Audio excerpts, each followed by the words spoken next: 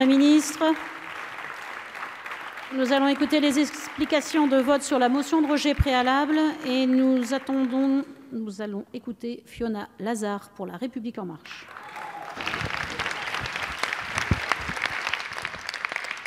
Merci Madame la Présidente.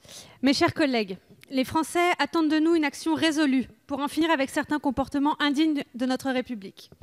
Au-delà des discours, ils attendent surtout des actions et des réponses concrètes.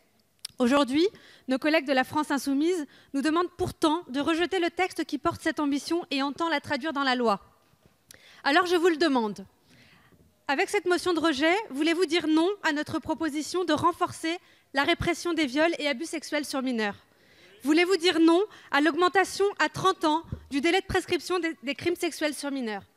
Voulez-vous dire non à notre proposition de prendre en compte l'âge de la victime pour caractériser le viol? Avec cette motion, voulez-vous dire non à la lutte contre le harcèlement de rue et à la mise en place de sanctions contre les photos volées qui portent atteinte aux femmes dans leur intimité? Enfin, voulez-vous dire non aux outils juridiques que nous mettons en place pour lutter contre les raids numériques et le harcèlement en ligne dont sont victimes en particulier les adolescentes et les adolescents?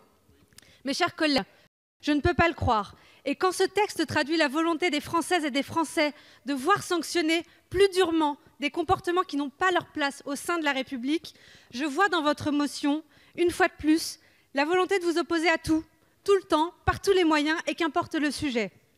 Les débats ont eu lieu longtemps et en profondeur, en commission des lois, en délégation aux droits des femmes, dans l'hémicycle, au Sénat, lors du Tour de France de l'égalité. Les débats ont eu lieu et il est maintenant temps d'agir. C'est pourquoi nous voterons contre votre motion de rejet. Je vous remercie.